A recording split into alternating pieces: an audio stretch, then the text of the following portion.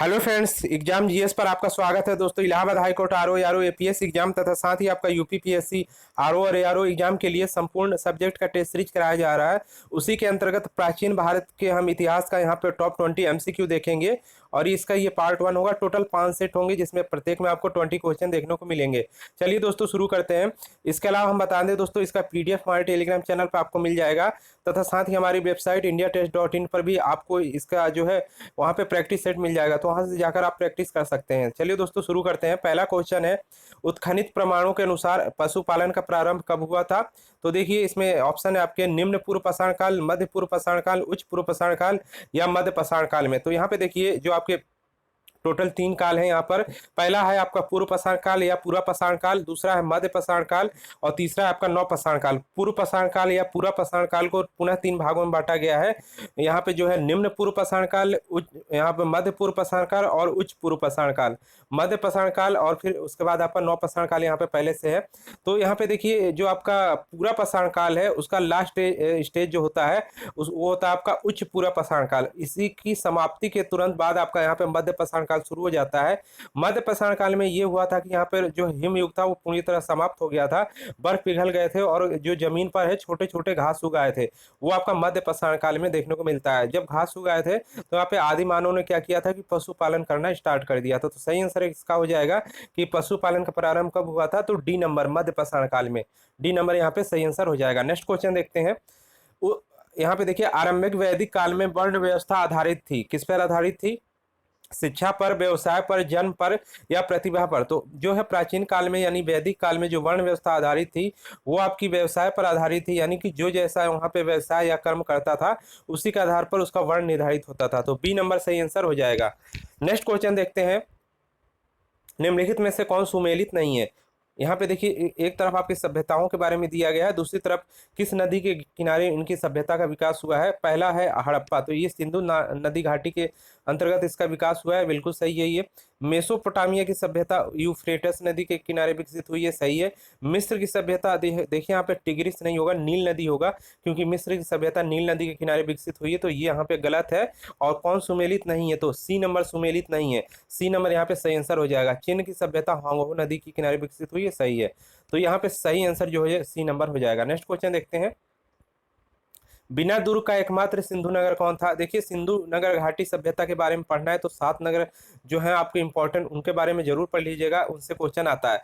तो यहाँ पे कौन सा जो नगर था वो दुर्ग के बिना था, एकमात्र सिंधु नगर? कालीबंगा, हड़प्पा, मोहनजोदड़ो या चनहुदड़ो? तो सही आंसर यहाँ पे क्या हो जाएगा आपका, बिना दुर्ग का एकमात्र सिंधु नगर चनहुदड़ो, यानी कि डी नंबर यहाँ पे सही आंसर हो जाएगा। नेक्स्ट क्वेश्चन देखते हैं, निम्न कथनों पर विचार करें और सही आंसर का चयन करें, यानी सही उत्तर का चयन करें। भारत में प्रागैतिहासिक मानव का प्राचीनतम जीवाश्म हथनौरा से मिला है। मध्यपुरा पाषाणकालीन संस्कृति फलक संस्कृति कहा जाता है। ए कनिंघम को प्रागैतिहासिक पुरातत्व का जनक कहा जाता है। तो यहाँ पे देखिए कौन सा सही है, यहाँ पे प्राचीनतम मानव जीवाश्म हथनौरा से मिला है, बिल्कुल सही है। पूरा पाषाणकालीन संस्कृति यानी कि मध्यपुरा पाषाणकालीन संस्कृति को फलक संस्कृति कहा जाता है, ये भी सही है। और एक कनिंगम को प्रागैतिहासिक पुरातत्व का जनक कहा जाता है, ये भी सही है। यहाँ पे सभी सही है, तो सही आंसर आपका क्या हो जाएगा, ये सभी। डी नंबर यहाँ पे सही आंसर हो जाएगा। नेक्स्ट क्वेश्चन देखते हैं, यहाँ पे सही सुमेलित करना है आपको। एक तरफ आपके वेद, उपनिषद और स्मृतियां दी गई हैं, दूसरी तरफ ये वाक्य जो दिए गए हैं, कौन वाक्य किस उपनिषद या जो है आपके वेद में मिलता है वो आपको बताना है। देख लेते हैं, यहाँ पे देखिए सही आंसर क्या हो जाएगा। ऋग्वेद में जो है वो आपको अस्तो मा सद्गमय देखने को मिलता है, ये यहाँ पर जो है लिखा गया है। सत्यमेव जयते वो मुंडक उपनिषद में लिखा गया है। जाबालोन उपनिषद में लिखा गया है, चारों वर्णों का उल्लेख किया गया है यहाँ पर। और याज्ञवल्क्य स्मृति में कायस्थ का प्रथम बार उल्लेख किया गया है। तो ये आपके सही आंसर हो जाएंगे। काफी इंपॉर्टेंट क्वेश्चन है, एक बार इसको जरूर पढ़ लीजिएगा। नेक्स्ट क्वेश्चन देखते हैं, बौद्ध संगतियों के 4 आयोजकों का सही क्रम क्या है? तो यहाँ पे देखिए बौद्ध संगतियां 4 टोटल हुई थी, तो किस राजा के काल में कौन सी संगति हुई थी, प्रथम, द्वितीय, तृतीय, उसको क्रम में आपको व्यवस्थित करना है। तो देखिए यहाँ पे सही आंसर किस तरह हो जाएगा, देखिए एके और एके हो जाएगा। एके और एके से क्या हो जाएगा आपका, ए से हो जाएगा पहला अजात शत्रु, फिर कालाशोक, फिर यहाँ पे अशोक और फिर के से कनिष्क। तो यहाँ पे देखिए कौन से हैं, डी नंबर यहाँ पे आपका सही आंसर हो जाएगा। ए से अजात शत्रु, के से कालाशोक, फिर ए से अशोक और के से कनिष्क। नेक्स्ट क्वेश्चन देखते हैं, बौद्ध धर्म के 4 आर्य सत्य में कौन सा प्रतित्य समुत्पाद के सिद्धांत की व्याख्या करता है, प्रथम, द्वितीय, तृतीय या चतुर्थ? तो यहाँ पे देखिए जो यहाँ पे सेकेंड नंबर है ये आपका प्रतितत्व समुत्पाद की व्याख्या करता है, यानी कि सी नंबर यहाँ पे आपका सही हो जाएगा। सही आंसर सी हो जाएगा। यहाँ पे देख लीजिए, ये बी नहीं होगा, यहाँ पे सी नंबर सही हो जाएगा, यानी कि द्वितीय नंबर। द्वितीय के अंतर्गत आपका प्रतितत्व समुत्पाद की व्याख्या देखने को मिलती है। नेक्स्ट क्वेश्चन है, मौर्य प्रशासन में राजस्व संग्रह अधिकारी कौन था? सन्निधाता, प्रतिष्ठा, युक्त या समाहर्ता? तो राजस्व संग्रह अधिकारी जो था वो यहाँ पे समाहर्ता था। डी नंबर यहाँ पे आपका सही आंसर हो जाएगा। नेक्स्ट क्वेश्चन देखते हैं, कौटिल्य के अर्थशास्त्र में किसकी व्याख्या मिलती है? राजनीतिक सिद्धांत, आर्थिक सिद्धांत, सामाजिक सिद्धांत, धार्मिक सिद्धांत? तो देखिए अर्थशास्त्र, यहाँ पे अर्थ का मतलब जो होता है वो मनी से रिलेटेड है, लेकिन जो कौटिल्य ने जो यानी कि चाणक्य ने जो लिखा है अर्थशास्त्र, उसमें देखिए टोटल प्रशासन के बारे में यानी कि राजनीतिक सिद्धांतों की विवेचना की गई है। सही आंसर यहाँ पे ए नंबर हो जाएगा, राजनीतिक सिद्धांत। ए नंबर यहाँ पे सही हो जाएगा। नेक्स्ट क्वेश्चन देखते हैं, निम्नलिखित कथनों पर विचार करें और सही उत्तर का चयन करें। रुद्रदाम का जूनागढ़ अभिलेख गुजरात जिले के गिरनार पर्वत पर प्राप्त हुआ है, बिल्कुल सही है। ब्राह्मी लिपि में उत्कीर्ण यह अभिलेख संस्कृत भाषा का प्राचीनतम अभिलेख है, यह भी सही है, यानी कि एक और दो दोनों सही है, तो सही आंसर हो जाएगा यहाँ पे देखिए सी नंबर, एक और दो दोनों सही है, सी नंबर सही हो जाएगा। नेक्स्ट क्वेश्चन देखते हैं, किसके संरक्षण में संगमकालीन साहित्य की रचना की गई है?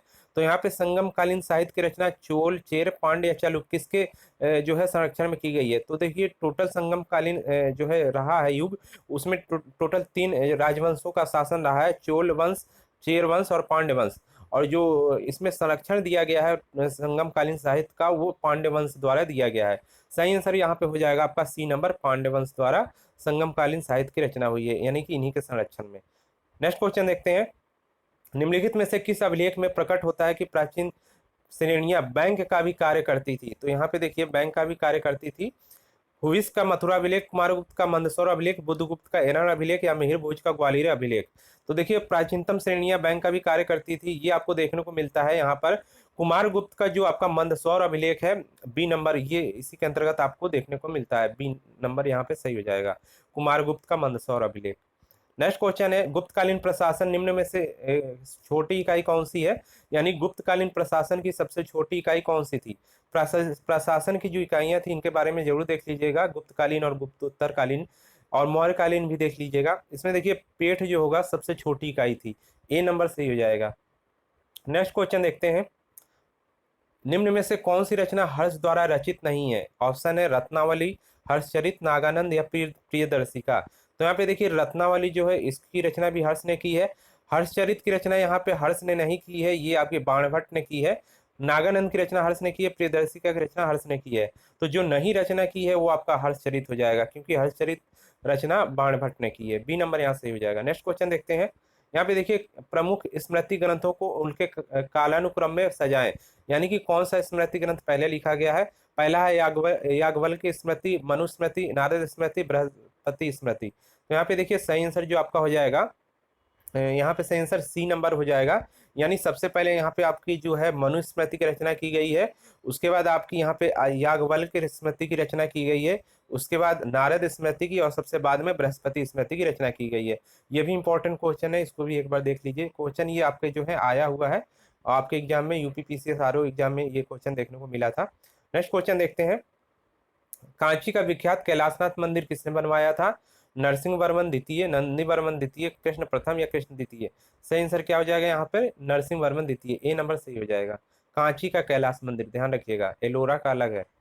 नेक्स्ट क्वेश्चन देखते हैं, भोज परमार द्वारा रचित पुस्तकें कौन सी हैं? सम्रांग सूत्रधार, सरस्वती कंठाभरण, योग सूत्रवृत्ति, आयुर्वेद सर्वस्व? तो यहाँ पे कौन सी रचना है जो भोज परमार ने की है?